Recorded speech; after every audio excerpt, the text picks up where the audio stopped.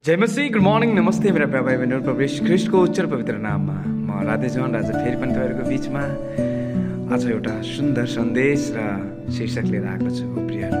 त्यही भएर यो सन्देशलाई, यो शीर्षकलाई अन्तसम्म सुनिदिनुहोस्, बुझिदिनुहोस् र मलाई पक्का विश्वास छ तपाईँहरूले अन्तमा ठुलो आशिष पाउनुहुनेछ। त्यही भएर हुन्छ भने यो भिडियोलाई आफ्ना प्रियजनहरूलाई सेयर गर्नुहोस्, आफन्तहरूलाई सेयर गर्नुहोस्, ताकि उहाँहरूले पनि आशिष पाउन सकोस्। किनभने म पहिला पनि भनेको छु, सेयर इज केयरिङ। परमेश्वरलाई महिमा भएको होस्। र हामी आज यस्तो विषयमा हामी चर्चा गर्न गइरहेको छौँ जुन कि धेरै नै महत्त्वपूर्ण विषय रहेछ। हामी धेरैपल्ट सुनेका छौँ तर त्यसलाई राम्रोसँग बुझेका छैनौँ। हो प्रियहरू, आज हामी त्यही कुराहरू राम्रोसँग बुझ्न गइरहेका छौँ, ताकि हामी चाहिँ कुनै कुरा गर्नुभन्दा अगाडि हामी आफै राम्रोसँग सोच्न सकौँ। परमेश्वरलाई महिमा भएको होस्।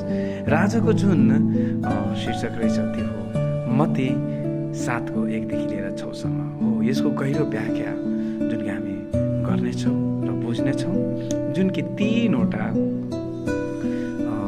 कुरामा आधारित छ। न्याय र आत्माको जाँच र बुद्धिमानीपूर्वक। हो प्रियहरू, जब हामी मत्ती जुन कि मत्ती सुसमाचार तपाईँको 7:1 लिएर 6 हामी पढ्छौँ, त्यहाँ यीशु ख्रीष्टले दिनुभएको यो शिक्षा हाम्रो दैनिक जीवनको लागि अत्यन्तै महत्त्वपूर्ण रहेछ। हो प्रियहरू, उहाँले जसरी कि साँचो न्याय र आत्मा जाँच र बुद्धिमानीको बारेमा हामीलाई सिकाउनुहुन्छ, जसले कि हामीलाई दैनिक जीवनमा धेरै नै महत्त्वपूर्ण मद्दत गर्छ त्यसले।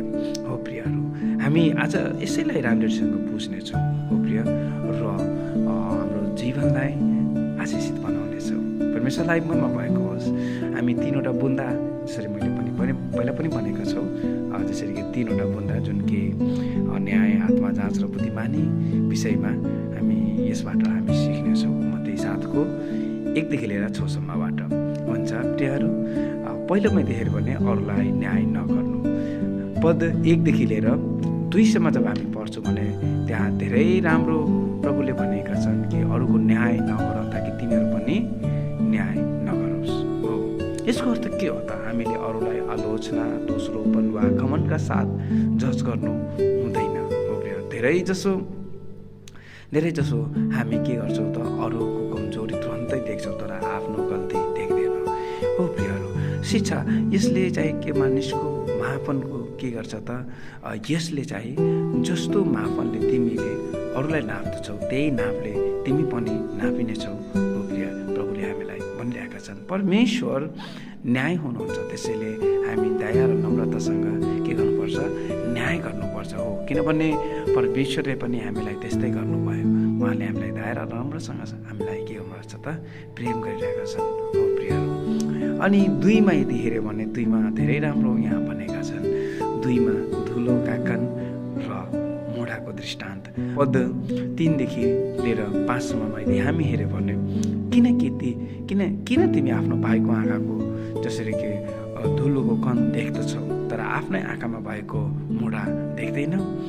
यीशु ख्रीष्टले यहाँ के भन्छन्, त्यो पाखण्ड जुन कि हिपोक्रेसीको बारेमा सिकाउनु भइरहेका छन्। हो प्रियहरू, यसको धेरै गहिरो अर्थ रहेछ। हामी अरूको सानो गल्ती ठुलो बनाउँछौँ, आफ्नै ठुलो पाप र कमजोरीलाई व्यवस्था गर्छौँ। हो प्रियहरू, यो शिक्षा पहिले आफैलाई सुधार गर्नु, त्यसपछि हामी प्रेम र नम्रता साथ अरूलाई सहायता अथवा उहाँलाई सुधार गर्न सक्छौँ। आत्मिक जीवनको साँचो परिवर्तन भित्रबाट सुरु हुन्छ, बाहिरबाट होइन। प्रियहरू, यो पदले हामीलाई देखाउँदैछन्। 3मा पवित्र कुराहरूलाई नदेऊ।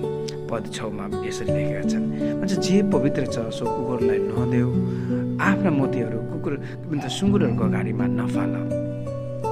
यहाँ यसको अर्थ धेरै नै राम्रो र स्पष्ट रूपले हामीलाई देखाइरहेका छन्। प्रियहरू, यसै भनेका छन् परमेश्वरको वचन र सत्य अनमोल छन्। हो, परमेश्वरको वचन सत्य र अनमोल छ। हामी के गर्छौँ त, कुनै बेला तिरस्कार मान्छेहरूलाई पनि सुनाइरहेका हुन्छौँ। हो, यो जसले यो अनमोल र सत्य वचनलाई तिरस्कार गर्छन्। सबै मानिस सत्यलाई स्वीकार गर्न तयार हुँदैन। त्यही भएर हामी चाहिँ सावधान हुनुपर्छ। हो, आत्मिक कुराहरू बाह्रता बुद्धिमानी प्रयोग गर्नुपर्छ। जहाँ अपमान वा के भन्छ तिरस्कार अथवा अस्वीकार छ त्यहाँ हामी विवेकका साथ व्यवहार गर्नुपर्छ। हो प्रियहरू, न त त्यहाँ हामीलाई समस्या हुन सक्छ।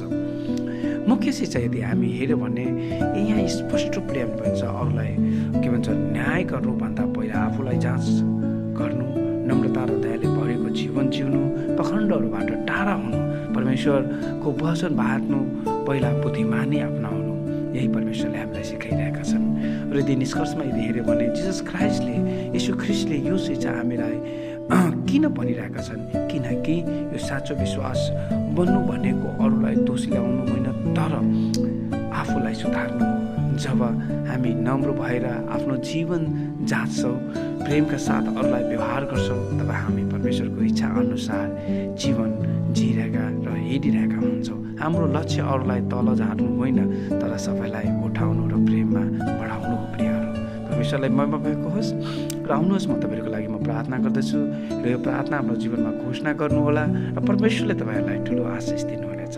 ईश्वरको पिता, आज यो सन्देश सुन्ने हेर्ने सबैलाई तपाईँको हातमा राख्दछु। प्रभु येशू, प्रभु हामीलाई सहायता गर्नुहोस् कि हामी अरूलाई न्याय गर्ने होइन, तर प्रेम गर्ने मानिस बन्न सकौँ।